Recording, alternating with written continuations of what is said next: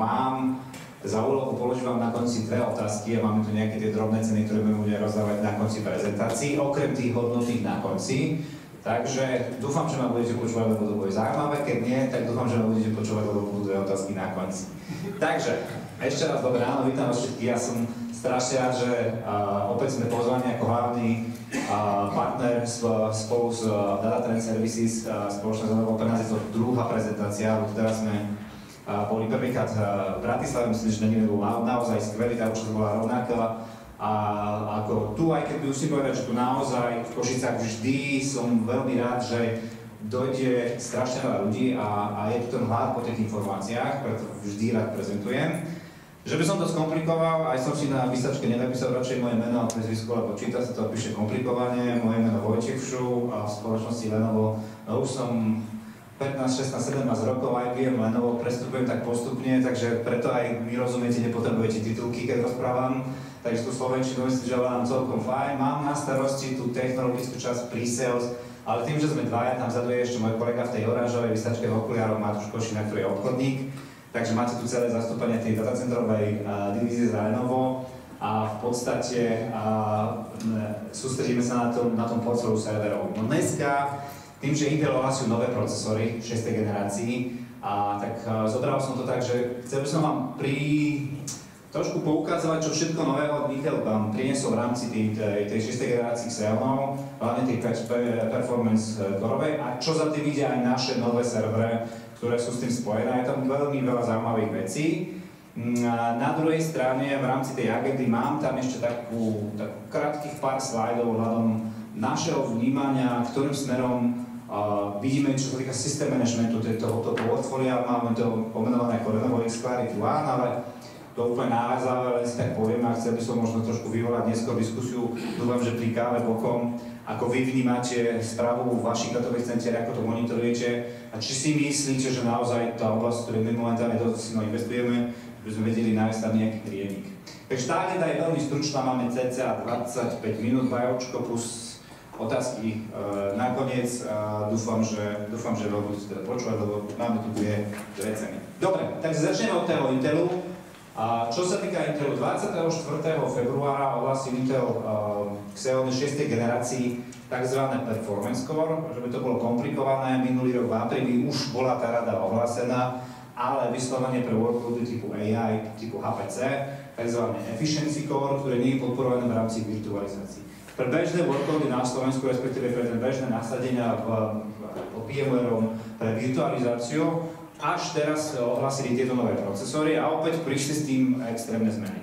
Z pohľadu nás ako vendora, keď to sledujeme, ako to funguje doteraz, AMDčko, treba si povedať na rovinu, predbehlo ten Intel v istom momente, respektíve Intel to zaspal a zmeškal nejaké tie technologické náskoky, ktoré mali.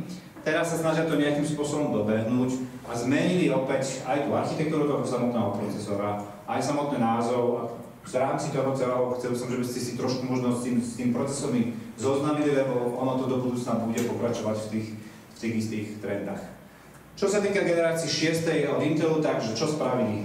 Končíme s procesormi typu Silver Gold, Platinum, ten názov absolútne končí, s 5. generáciou to vlastne viac vyprší. Ostane nám pomenovanie, respektíve očísľovanie procesorov. Prvé číslo bude generácia procesorov, momentálne 6., 7., 8., 9., čo pôjde na tejto bohede uvidíme ďalej. Následne máme typ a výkon procesorov 5, 7, 9. Momentálne taký ten sweet spot pre bežné workloady to bude vlastne 5 a 7. Povieme si viac, kde sa hýbeme, čo sa týka počtu kórov a aký ten sizing je tam viac menej, ako vyzerá samotná kocka toho procesora. Následne je očísľovanie počtu kórov a samotné ten sufix na konci je, či to je vlastne 5-ková rada, tzv. Performance core, alebo je to E ako efficiency, ktorý je vyslovene dedikované pre AI workloady alebo HPC. Takže takto to viac menej skomplikovali, zjednodušili uhol pohľadu, opäť sa to trošku mení. V rámci samotných zmen čisto technických, tam, kde sa vlastne hýbeme v tých bežných datových centrách, to je 6500, 6700. Bavíme sa o počte kórov od 8 až po 32 v prípade 6500, v prípade 6700 je to počet kórov 86. Z pohľadu licenčnej politiky väčšinou softwarových vendorov bavíme sa tak, že ten sweet spot je stále tých 16 korov, aj keď aj to sa trošku mení, pretože aj VMware, neviem, či dnes to bolo spomenuté, v prípade WWF a VCF nastavujú tú látku licenčnej politiky, že minimum 72 korov musíte objednávať. Takže aj tam sa ten sizing hardware trošku zmení z tohto pohľadu, lebo tým pádom vieme to možno trošku viac vyťažiť, keďže tie licencie musíte nakúpiť aj tak v nejakom tom minimálnom počte 72 korov a viac. Takže tam sa vieme s tým vyhrať. Čo sa týka toho následku toho, že tá generácia sa posúva ďalej, je aj TDPčko samotného procesora. To je debata, ktorú ja mám už častejšie s tými zákazníkmi, akým spôsobom uchladiť tieto systémy. Už to nie je také jednoduché čisto len vzduchom, aj s tým len prichádza s technológiami, akým spôsobom zapojiť vodné chladenie do systému, aj keď si v datových centrách tá príprava väčšinou nie je. No keď sa pozrieme na to TDPčko, pri tých 6-700 ešte je to do tých 350 W. Už keď sa pozrieme na vyššiu radu procesorov aj v prípade AMDčka, už sa bavíme o 400 W, o 500 W na jeden procesor, plus rámka, plus disky, plus sieťové adaptéry, nehovoriac o GPU akcelerátorov. A zrazu máme takú veľkú spotrebu elektrickej energie a musíme ten systém uchladiť, že ten vzduch je nedostačujúci.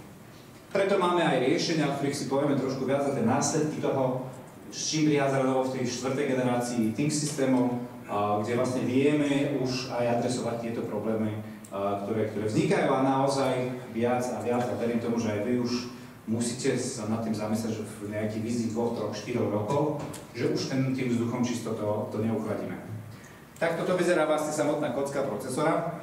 Zmenila sa architektúra, keď sa pozrieme na to, neviem, či je to dobre vidno, je to vlastne modularita samotnej kocky procesora. Spravené je to tak, že predtým ten PCI hub bol zintegrované priamo na tej kocke. Teraz je tá modularita spravená tak, že sú to samostatné moduly, kde máme dedikované kory s cache-kou s pamäťovým radičom a samostatný modul čisto na I/O prepojenie. Má to tú výhodu v tom, že tým pádom Intel dokáže škalovať a nasajzovať ten procesor podľa potreby, podľa toho, ktorá to je rada procesorov. Ale tiež pre zaujímavosť, takto to presne vyzerajú rôzne kocky modulárne naškalované podľa toho, aký to je tým procesor, či 6500, 6700 alebo 6900. A podľa toho vlastne viete krásne nasajzovať. A to je tá vlastne kvázi ten univerzálny návrh, ktorý Intel chce do budúcna presadiť, oproti tým predošlým, s ktorým sa trošku trápi. Toto, čo sa týka čisto procesorov, ale treba si povedať aj to B, prichádza Intel aj s inými technológiami v rámci tejto 6. generácii procesorov, ktoré sú veľmi zaujímavé. A čo je pre nás dôležité, sme jeden z mála vendorov, keď nie jediný, ktorý všetky tieto technológie podporuje v týchto našich systémoch. Poprvé je to technológia MRDIMM. Multiplex Random, to znamená, že keď si pozrieme, ako funguje pamäťový modul, tak v momente, keď pamäťový modul zapisuje alebo číta, vždy využíva len jeden rank na jednom cykle pamäťového radiča. V prípade multiplex alebo MRDIMM technológií dokážete využiť dva ranky, neviem, ako som preložil slovo rank do slovenčiny, ale dva ranky simultánne, čím zdvíhame alebo zvyšujeme výkon a rýchlosť samotného modulu. Systém dokážeme v prípade 6900 zdvihnúť rýchlosť pamäti na 8800 megatransfer za sekundu alebo megahertzov. V prípade 6700, čo vidím reálne ako naozaj ten ideálny pomer pre bežnú virtualizáciu, je to 8000 megatransferov za sekundu. Samozrejme v prípade Intelu bavíme sa o tom, že tieto systémy majú 8 pamäťových modulov na kanále, je to dvojkanálové. V prípade, že chceme využiť MRDIMM, čiže zdvihnúť ten výkon tej pamäti, môžeme maximálne využiť tých 8 DIMMov na jeden procesor, čiže 16 pamäťových modulov pri dvojprocesorovej konfigurácii. To znamená, že kapacitne je to veľmi zaujímavé, na druhej strane výkonnostne naozaj vieme to vyťažiť.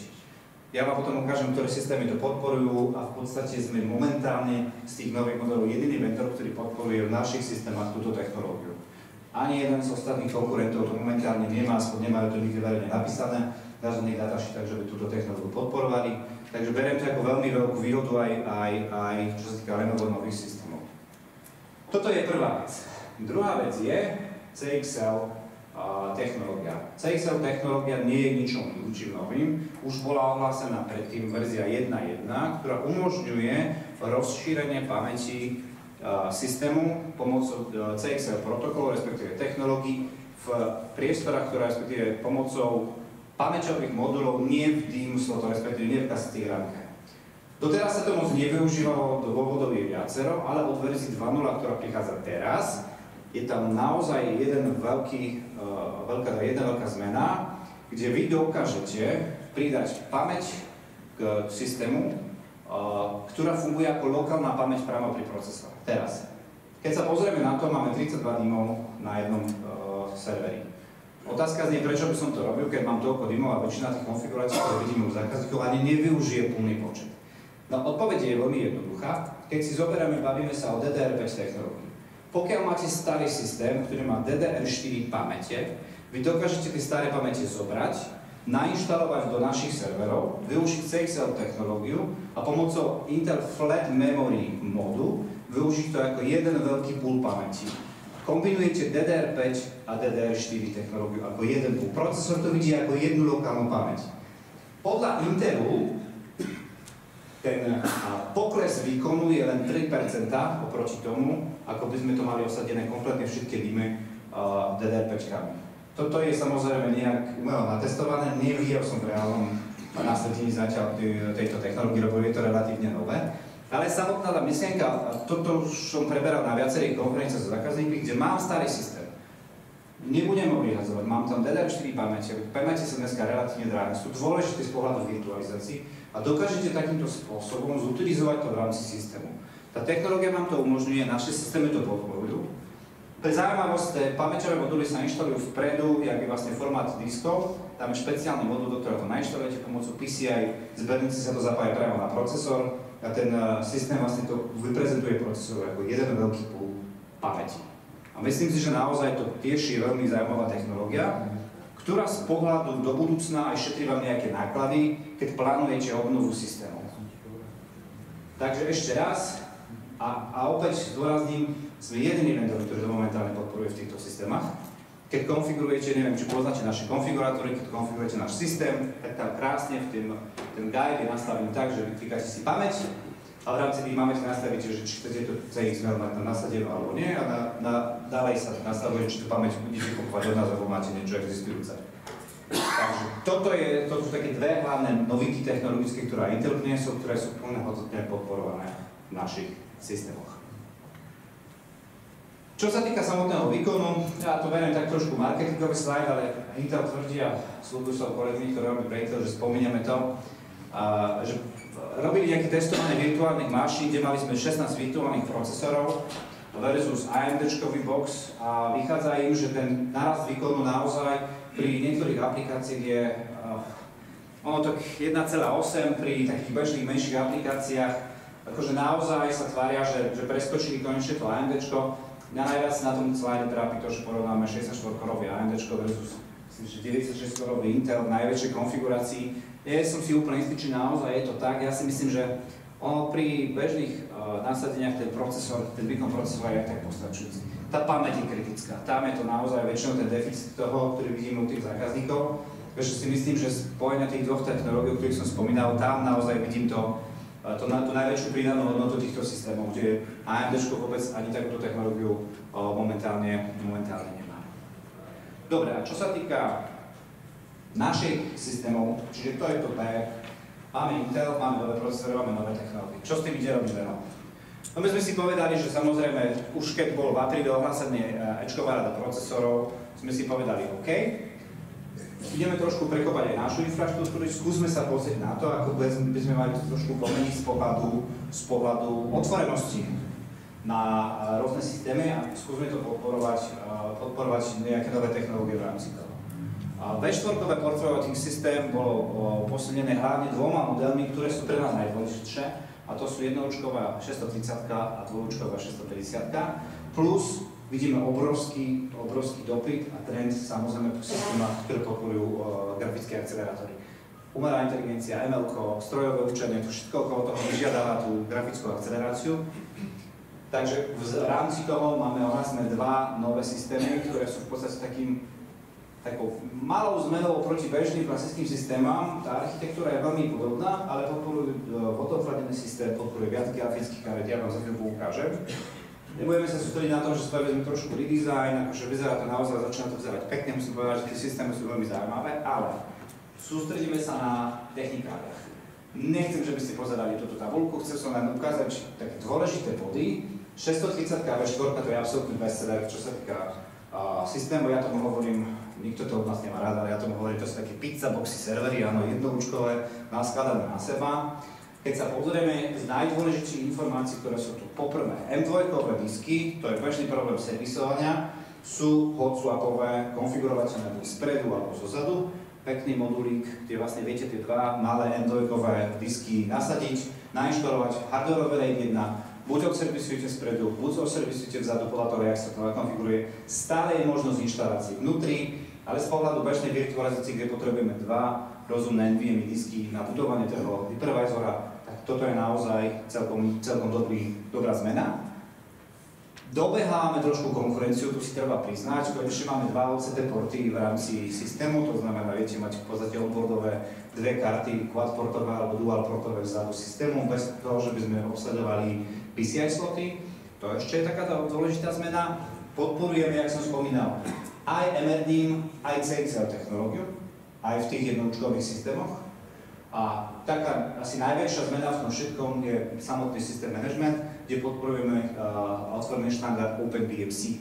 Takže viete využiť naše systémy v akomkoľvek systéme na monitorovanie a management systémov. Takže toto sú také najdôležitejšie zmeny. Okrem toho, technológia Intel Neptune, ktorú máme už dlhodobo na trhu, primárne bola zaveraná na systémy vodochladenom v superpočítačoch, prichádza už do bežných komoditných systémov a teraz v rámci technológie Neptune máme dve typy chladenia. Uzavretý kruh a plnohodnotný kruh vody. Uzavretý kruh vody znamená, že máme len procesory, ktoré sú chladené v uzavretom kruhu v rámci šasí vodou a kde naozaj tie 350, 400, 500 W procesory dokážeme takýmto spôsobom uchladiť. A potom je plnohodnotne vodochladený systém, to vám za chvíľku ukážem na tej 650-ke, ako to vyzerá, kde vlastne musíte, respektíve je tam systém, celá tá doska, alebo viete čo, ja vám to ukážem. Týmto prejdeme, kde vlastne vidíte celý ten systém, kde vlastne chladený aj moduly pamäťové, aj procesory sú uchladené vodou. Vychádza to von zo servera, máme tzv. Hercules šasy rekové, kde vlastne po bokách vzadu také extension, také rozšírenie za 5 rúčkami samotného reku, kde sa vyvedie voda, prívod, vývod a zapája sa to do CPU Coolant Distribution Unit a chladí sa ten celý systém takýmto uzavretým kruhom. Vieme to samozrejme celé dodať, spojazniť a máme od tých zákazníkov pomaličky aj tento dopyt, takže pokiaľ vnímate do budúcna aj vy nejakú väčšiu investíciu, čo sa týka systému naozaj vysokovýkonných, treba už to zvážiť. Samozrejme, jak som spomínal, v rámci tej Neptune technológii existuje aj ten uzavretý kruh vody, kde to vieme spraviť, takže nepotrebujete ešte tie chladiče, respektíve chillery okolo. Ale vrátim sa k tomu späť. Takže 650 V4. V podstate druhý náš bestseller, to sú dva hlavné systémy, ktoré momentálne máme dostupné a najviac predávame a v podstate je to dvojúčkový box. Je to viac menej to isté, čo tá 630, ale trošku väčšie, to znamená viac diskov, viac PCI slotov a podporuje všetky rovnaké štandardy. Čiže opäť MRDIMM, CXL technológia, OpenBMC, dva OCP sloty a plnohodnotné M2 kity, ktoré sú hot-swapené.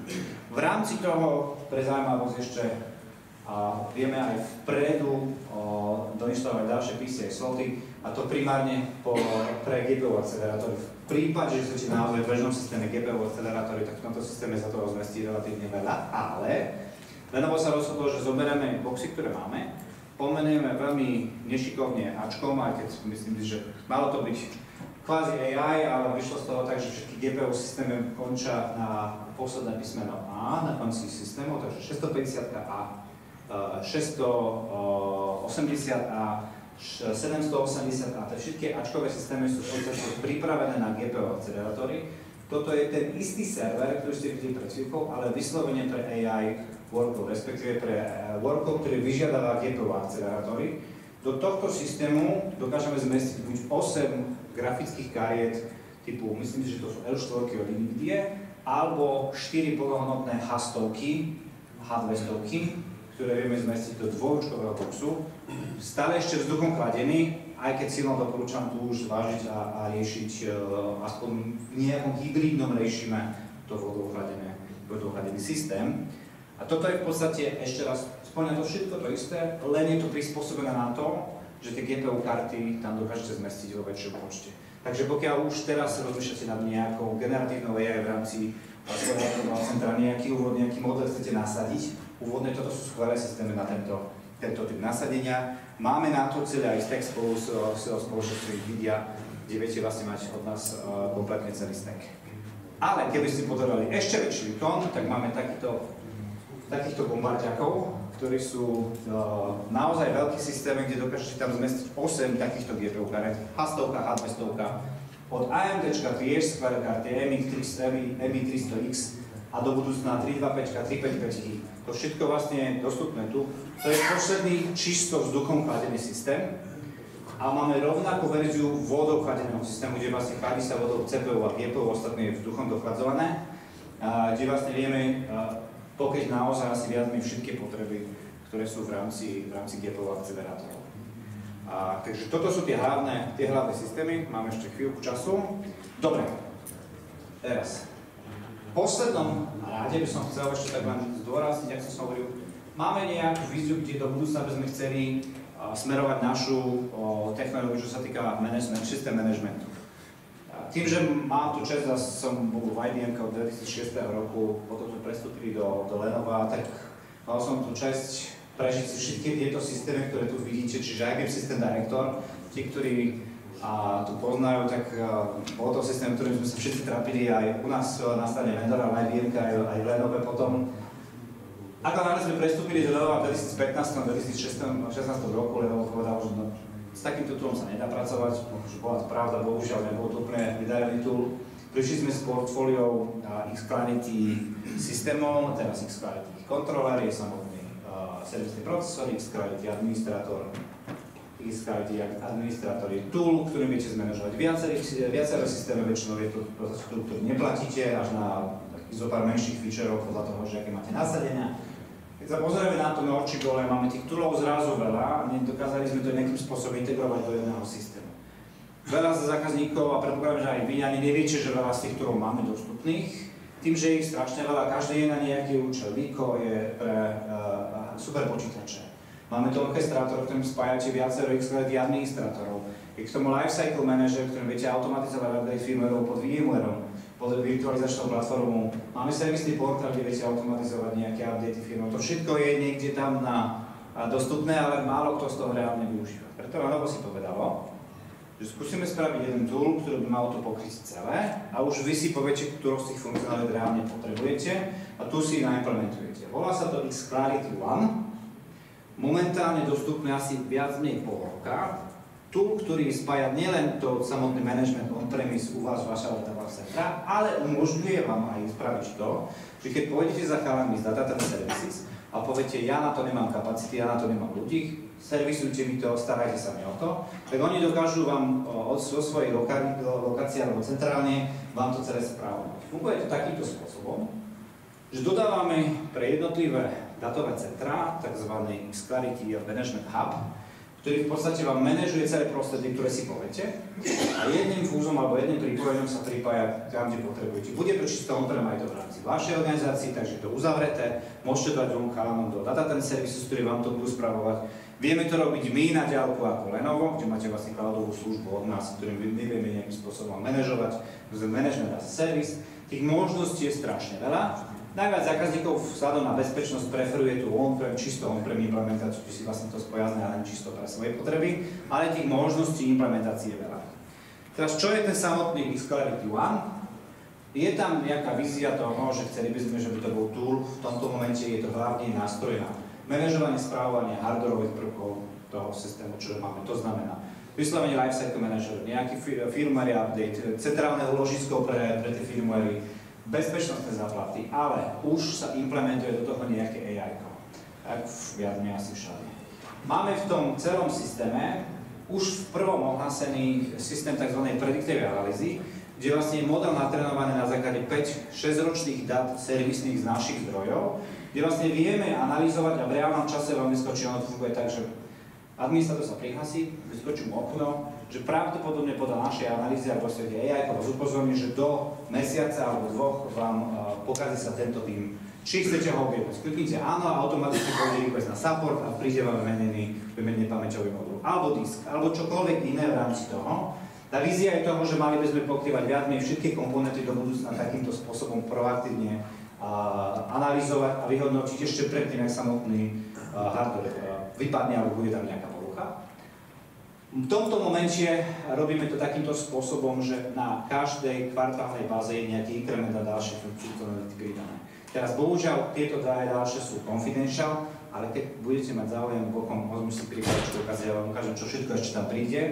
Aktuálne je ohlásené to, čo máme, čiže tie bežné funkcionality, ktoré už tam síce mali byť dávno, ten tool je relatívne nový, čiže pridávame to, takže vzdialené KVM na všetky jednotlivé servere, máme tam ten jednotlivý lifecycle manager, ale ten smarter support, kde sú prediktívne kódy, a teraz som mal presne jedného zákazníka, kde sme zistili, že je nejaký bug na NVMe firmwareoch, ktorý je vysoko rizikový, a vlastne prišlo nám e-mailom informácia, že musíme sa spojiť so zákazníkom a že potrebuje ten spraviť upgrade firmware kvôli bezpečnostným záhľadám. Tak toto by bolo vlastne priamo komunikované už so zákazníkom. Plus PFAčko, to je Predictive Analysis, ktorý som spomínal pred chvíľkou, na SSDčka, malo by prísť na pamäti za chvíľku. Okrem toho príde, tuto ešte nevidíte, také drobotiny ohľadom samotného vizuálu toho systému. Následne príde Lifecycle Manager, čiže to, čo máme už X-Clarity, čiže dostaneme sa do stavu, že dokážete spojazniť kompletne všetko, aj virtualizačné systémy. Je tam, mali by tam prísť templatey, configuration patterns, čiže veľa zaujímavých featureov. A v podstate to, čo je pre mňa dôležité aj z pohľadu administratívy a čo počúvam od našich zákazníkov, je prehľadnosť samotného systému. Naozaj vyzerá veľmi jednoducho, veľmi intuitívne, vy si ten dashboard viete nakonfigurovať podľa potreby, čo potrebujete vidieť, keď sa prihlásite, stav samotných systémov, jednotlivé nahlasovanie, nejaké predporuchové analýzy, to všetko viete si krásne vyťahnuť v tom jednom portáli, v ktorom celé manažujete, alebo, jak som spomínal, keď to necháte na chalanov z Data Services, tak vedia vám to celé prevádzkovať, takisto majú tu pod kontrolou, aj pre nich je to obrovský benefit, lebo majú to veľmi, veľmi prehľadné. Za mňa by to bolo všetko. Ideálne. A teraz dve otázky, áno?